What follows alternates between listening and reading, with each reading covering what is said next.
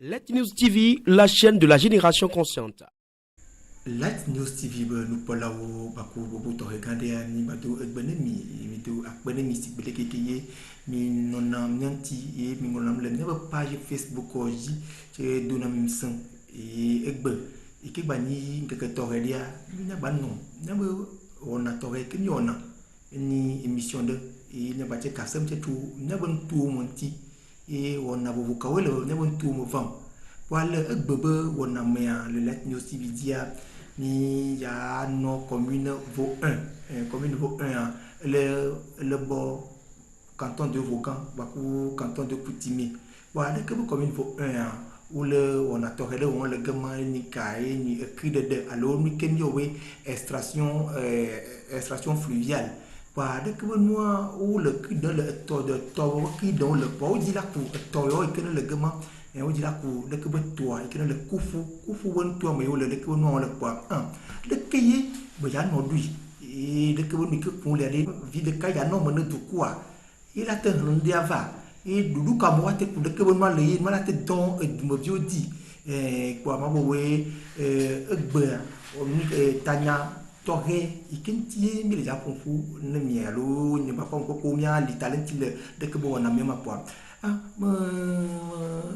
me peut yo ke ne janon tinye gbonya ti akasem tu de ko tanyo tia ya pa masi bowe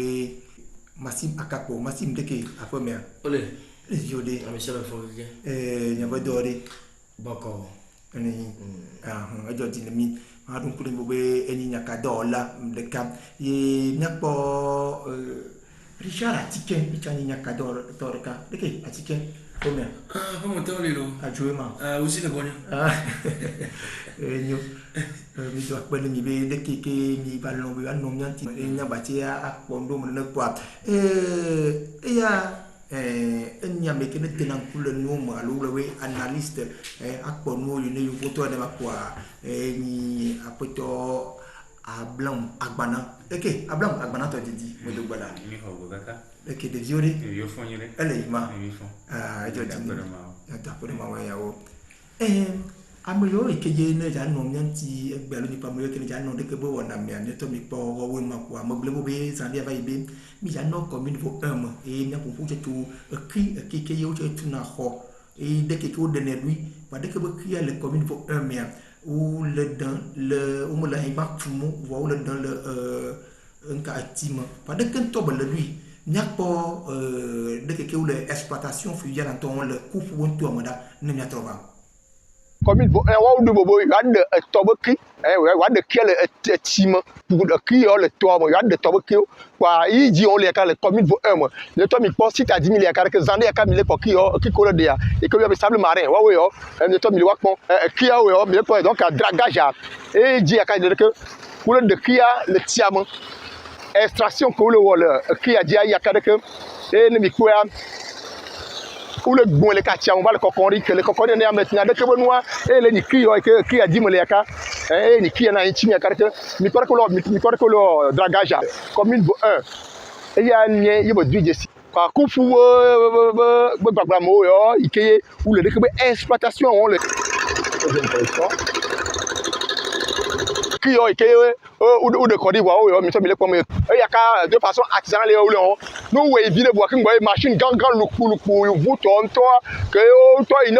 kuna no tra luka baba la yo ko do bua to no ti adi na to ko wa to le ki on to druzo le tomi boy de kekeye enwa la yimima et Let News TV vers diction mima pour ma chok bekentena Richard Atiken ne peut combiner mais on le point où le mécanisme on peut exploitation fluviale où le dans le petit moment là il va pour et le point de quel point de nouveau on lui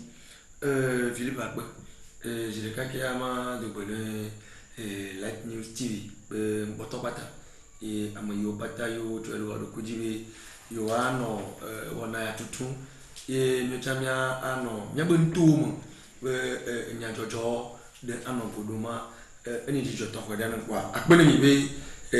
ne mi boy mission wa me ne bose ko le ka bo wona le da boy kwa meba ko novio zireka susube nyaba ya ko bi yo le tuta le capable on a battu ou pas bon évidemment ma trop pas le bien bois tout pas nous ma nous le benye mais ou le cri de les nyabe vogan ou de na cri le vogan tout mo minya voya tokodia ou le de le vovila i ou le de la coucou il m'a envoyé pour image à le mieux pas mis ton pour ya couli et que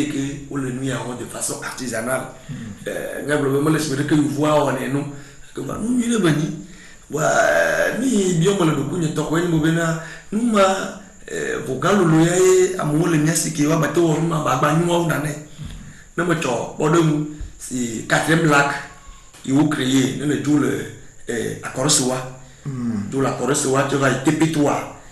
nous togama no ja ma mo betu po yo ni kokoli me to ba de besoin tri tu a file ba de va sa file bois mo nous si belle que nous voulons toi nous voilà tu vas extrait toi ouais que qu'on a le gars le port que you ça il est le port commune ma be que be tirer le mia lolo nous chanete wa unana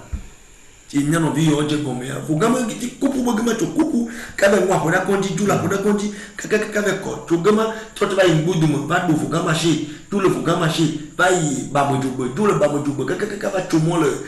sagada kuta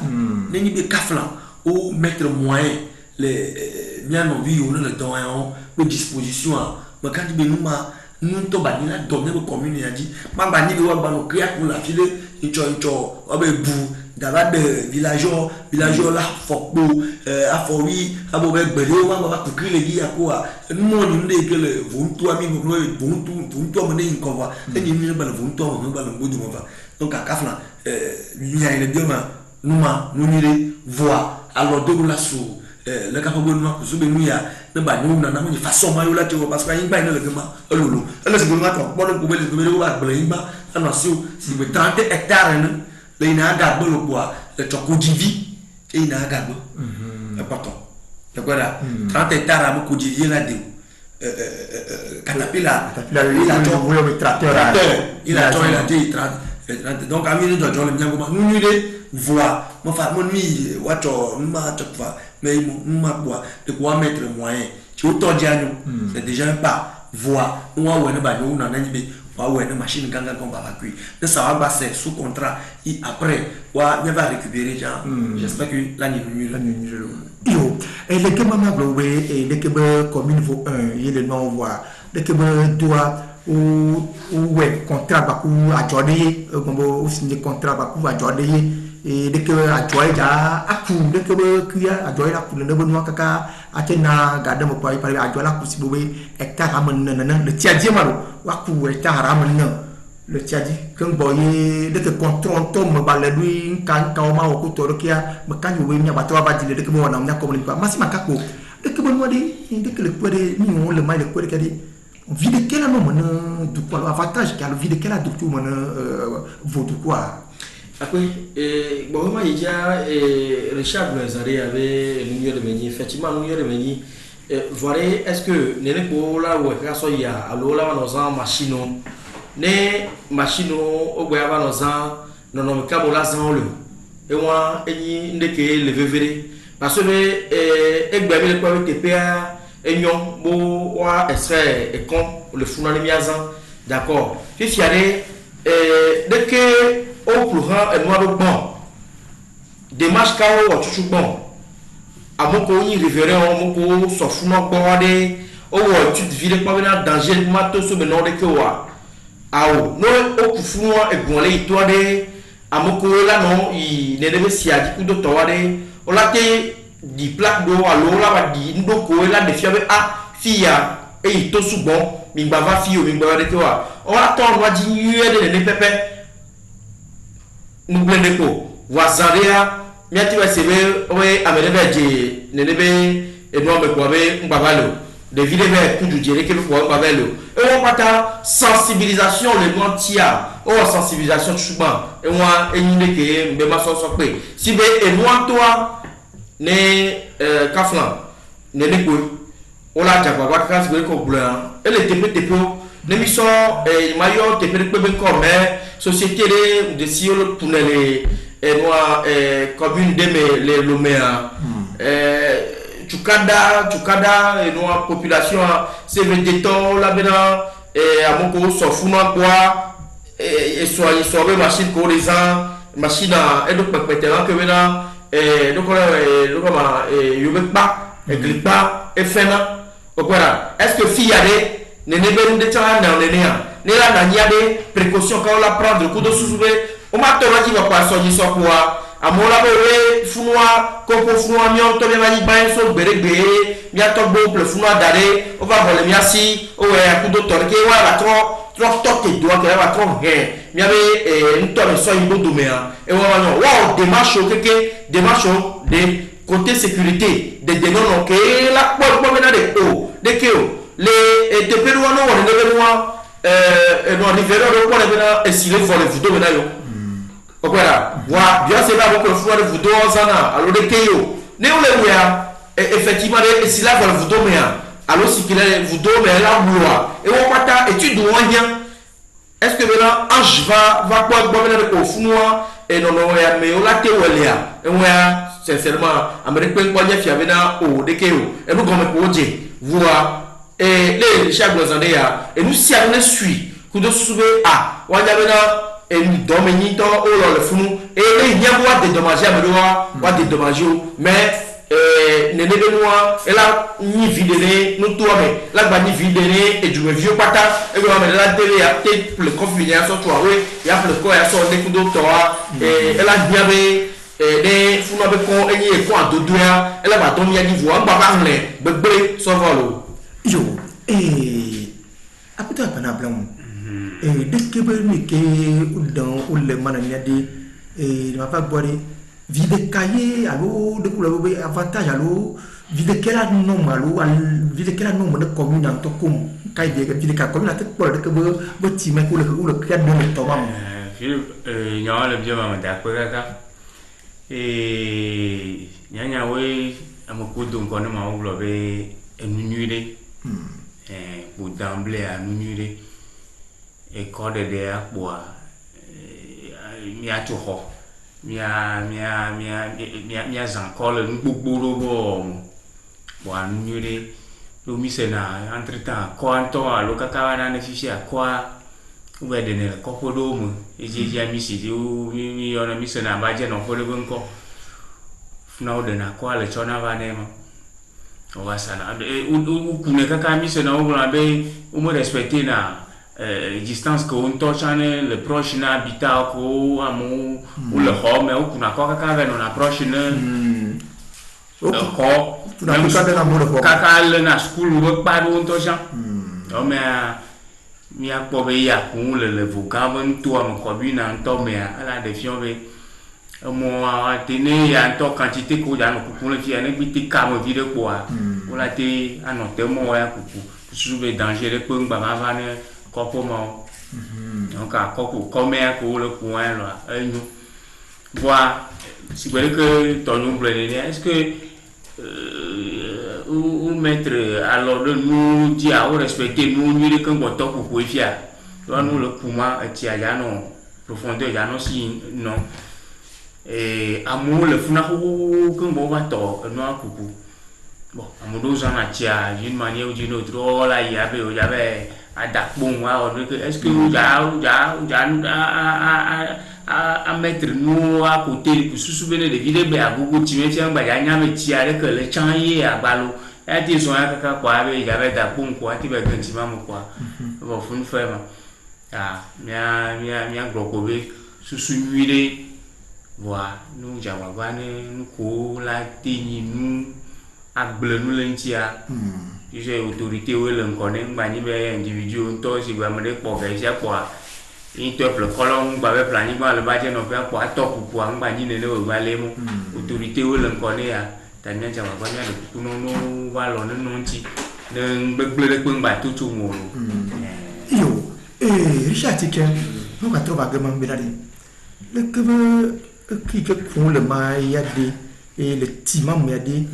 et vide cahier tu voulais quitter dans les vide cahier avantage cahier vide cahier va battre dans ça un cas va battre le tomo si le pour n'en aller que va battre permettre de va battre exploiter Timon la battre Mando va non à vide le bon na commune comme ma do ya mantino are mate ko ya kaji nous tout mai ni kafla amoyo ba nani depoma si gbegbe ko mo mi nya ba masie ni va ija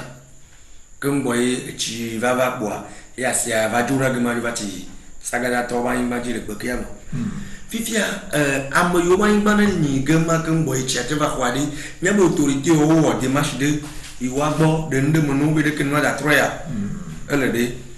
veut boire pas ban inconvénient de kademaro convenient mal les mains vous voyez bien le cas de c'est une fille que you le toi kunwa le qui est ni na bena ou paimba ya imba de globoa et danger ne population allo du imo le créer kuno la imba bon dia c'est de la même manière bena nous toi il y a conséquences dans les population pour ne toi bois conséquences tout manière que au fur et à mesure que le couquet ne tient le tout ima la me peut-être de voodoo sur le toi bois tu fous dans le voodoo ne tu m'as pour le voodoo moi tu as bluna mbamina chiki ou la batenu le ponda vivia ne bateau le nazo ni ne banana le de plus pire muko ne va le couquet le fico le crier de noix ne moyozon on le nom l'a entretenu wa que le homo ija e ba ni na problème bu population ye we bena du yo moye ou to do wa ko jino be yo la no to ba ke ma tout ma ou dredi na rigolo gota te ina to ba bo ko to lo na projet ni na projet à deux volets projet à de na gota vegwa to va rembler na moadi kusube na gota do na pas tenir et que le ti japodi chachoni di na quoi ou ina ka tomba mo il vient nous de tomba besoin tomba que tout le ou to dona tomba tout mo na bo le tomba bo busi mo tout miomo il que nous on est bena fiko wa mettre plaque no be noyade ni baba di yo nya gede mo no tale yi demande dans la ko bena be ligue ma te ani di kabala gede mo parce que tout le note dans le deux ma tout ma no yine le pona est-ce que normalement pas tare nya to ya jari ou le respecter ma nous le respecter moi problème li nani bo le respecter ma avantage le mena population bobo puisque nous kutoba itoba itu c'est avilia landina le musbon akpa bi landina le mufri wa mola non la dengema zan kukele voilà pour mena la me da dans le tomo mo belo watu wa pisciculture dans le troisième pas ton ya elle dit elle va trop servir na lieu touristique à Molado à tout à où ne va croire il y a rivière et tout voilà c'est pas plage top à mauvais d'una fiance à mo ça dit ni na te pour que nous aménager et y a vraiment le beau la corse wa tu vas être pétrole là pour ouais ka donner ti le gama le gama ça mais nous trouver gama ni beti mo ko le diva ya ma loaju la no gama ka aya ta ko da ni le ti aja ina ti ko nuna fan le quoi vivia ti ma tout que ba trop sans servir na nka ne société ganga yo ne le dumia bo mo utowa o ba ton na contrat ba kudo commune ba ba na kutima ateno mo allo ba na le moji le no na don je no na le quoi donc un avantage ne population beaucoup de mo faut même normalement comme le normalement le respecter wa nous ni le on le père wa e ba do le de domaine le ntia yemalo Philippe yo de que be enwane nya nyi de we no ku de que be Timon ne enfin pas de mai Richard Blea be la tena watu on ko pisciculture vo bo le pono ku de que be tion na cha parce que là ana wo ka flan le te fo mo an ko we inondation lo tila do ko mo na mo ba tena yin we ne toi titua ana we tiura no toi mo yi kwa ti ba khana na mo bo ko côté mari de que modé aspect matin le expert là et démontrer fou noir mais jusqu'à preuve du contraire là depuis un certain temps, il y avait Vogan Villa, Kudo, il y avait à terre d'eau, du cas, il était pédoa, le dividé déjà, là, quoi, si rara les mots, dit quoi, Kudo, au point là. Donc, c'est, ouais, dada, zone qui est bon, normalement, ne on tracé et monnaie et sia, mais le dia, déjà, les mastres, quand ça est toi, moi, et si on m'a dit, on imagine avec l'autre, au point là, et dans le milieu là, en amont. Et moi, que j'ai le vélo avec la go. C'est de l'état, mais quoi, pratiquement, comme quoi, et toi, les nids, les noms, vogue. Et comme il n'est pas bien, comme il n'a pas ta, mais si on voit bien, il y a qui quoi. Eh, mais ça me l'a fait tout le commune à Miali. Voilà, fais fier. Vete toi, ni bien, les commis pour les tépédos. Et yo, et vocha et glia, tout le temps, les cabella, la fille, voilà. Et moi, Richard Bazarea, et moi, que, et mon gant, voilà, sort, qu'on a la sauvaya, et mon que Dieu la toque à la sauvaya, et moi, le bébé de l'eau, on l'a point bon.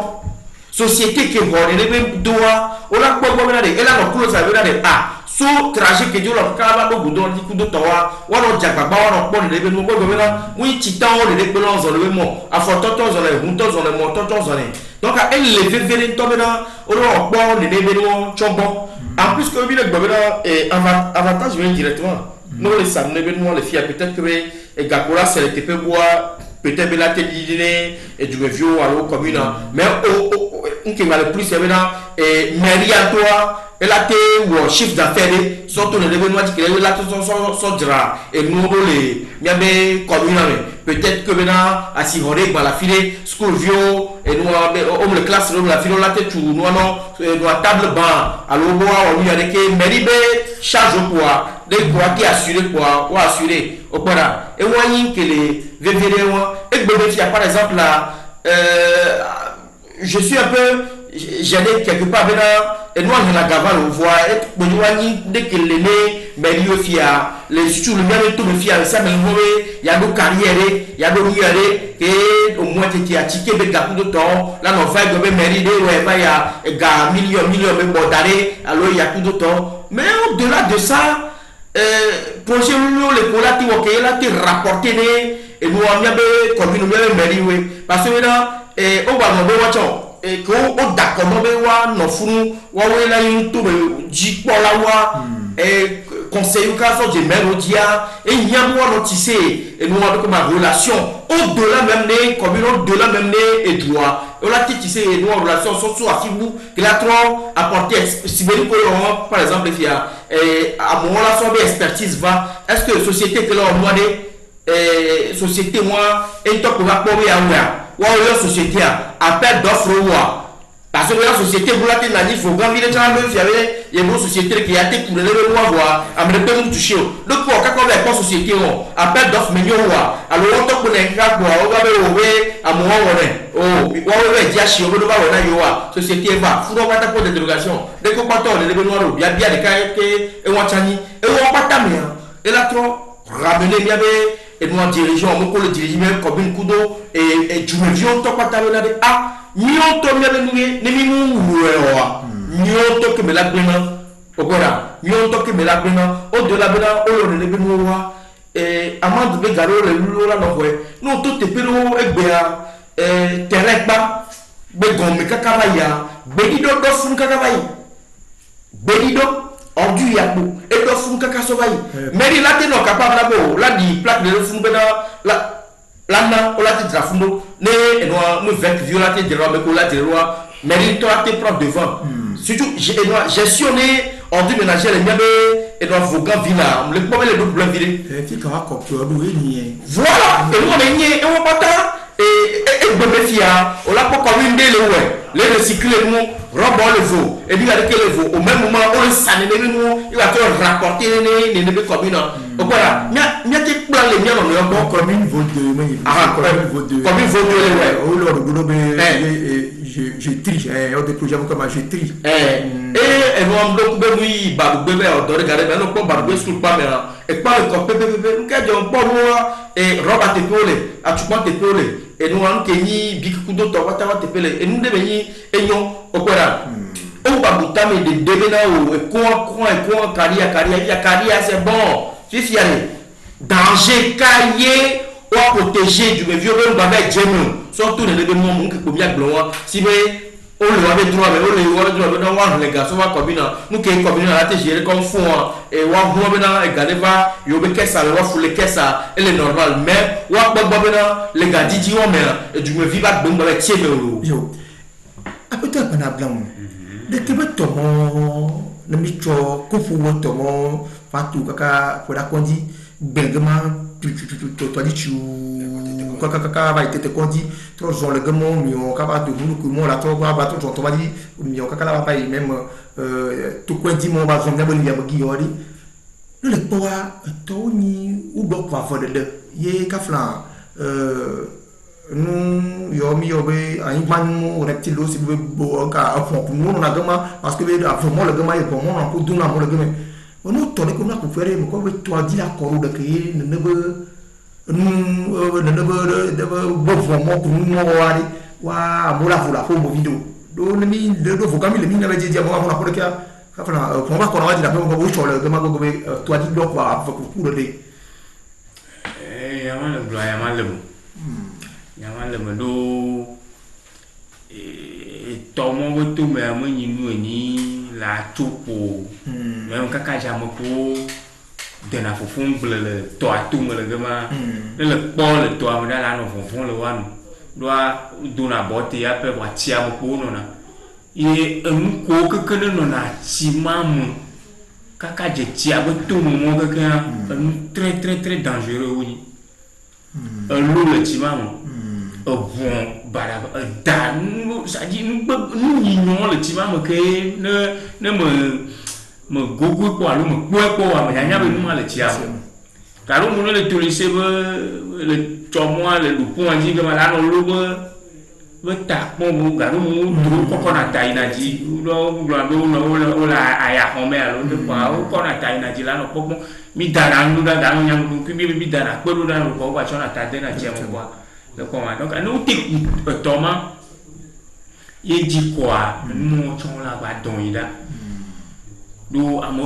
non a comme gama que va ou davana pour le couroji nous beblo quoi ou va dona quoi comme kula non quoi non kula va dojo ta nous t'écoute kaka toute la ligne mal yo tia to kofu bayi ma ko da konji mo kaka zon kaka se bayi ma no te gua c'est des milliards au blanc chapeau de la mol bleu tomo mo pour la théorie ma jo pour la théorie ma jo la théorie de mol ba blema le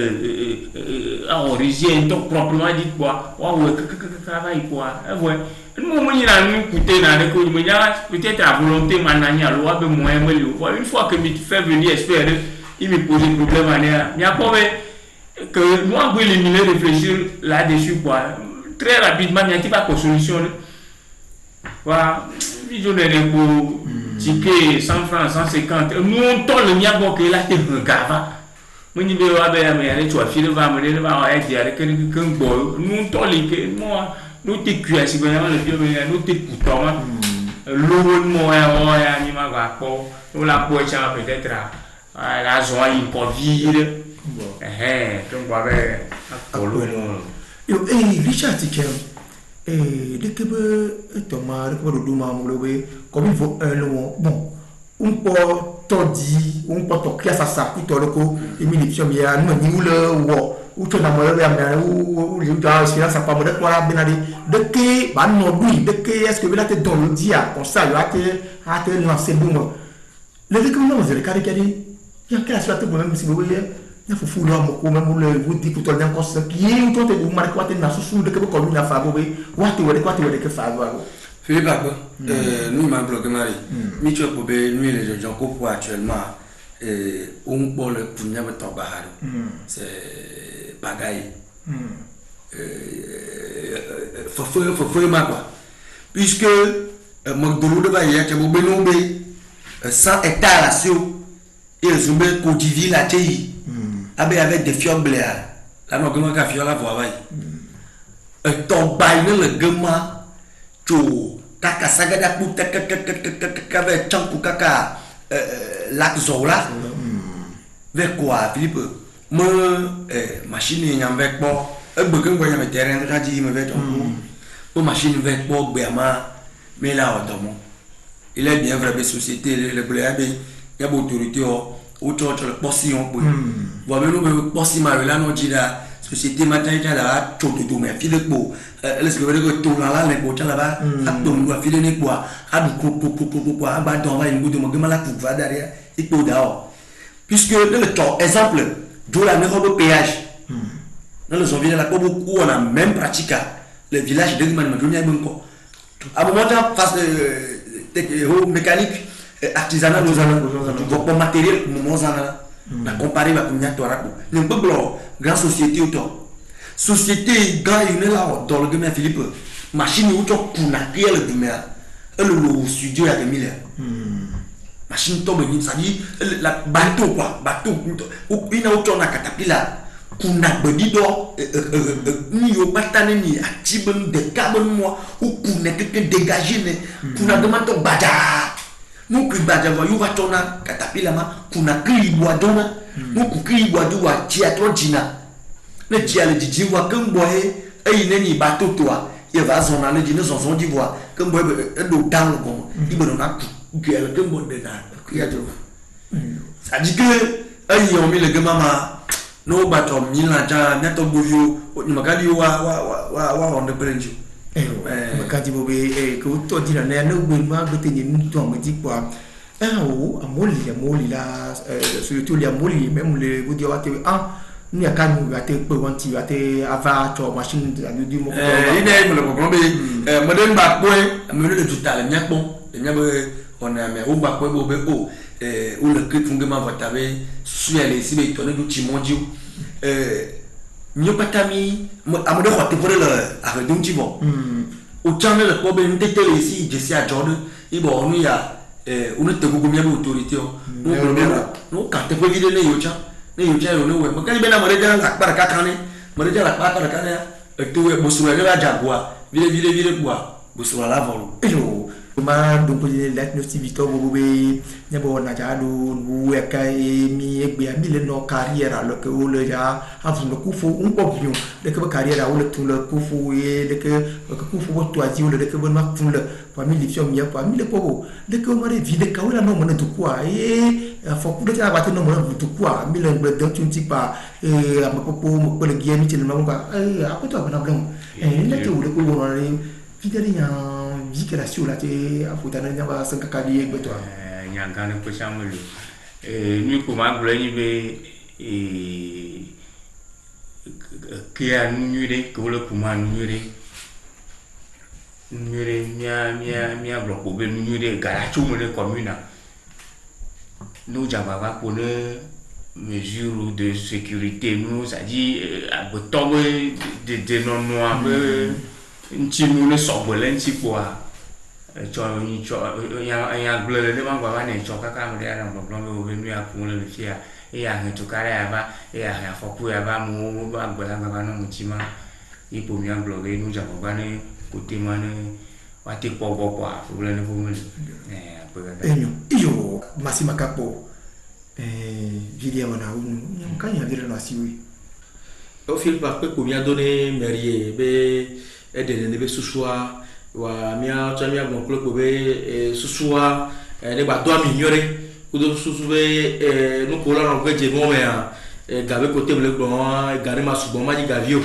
ne gawa wa zero communanti on va so zidare bo be yo walento kaba budget les sédentaires ndoku do to mu microfinance be ni o créer commune o zangaro wati game développement communal que to le glo be le mia popo don kulo yo Richard Tiken Philippe ma je ka nya ba da bana me patane gwa bo yiyo que c'est le cap be wona ou trois à toi ma bla bobo mutasinya bobo toji va yvo nous gomo ni midje wa ma ko ni ma haru to de la kide da la sea ne ble ne to de e vide a on fa to bali mo le dro yo jibe yo chan yo akbele ntu mo yo ne le in mo lo wasibwa o mo nyale ke ko wazelo wa o no fofo kala to mo no no wa te dudu nya bo vogandwa enya jero asikbela no asimo nemi enya tu nya bo voduya wa akbele mi o to no boko ne nya dumoto de sia de lo yo Light News TV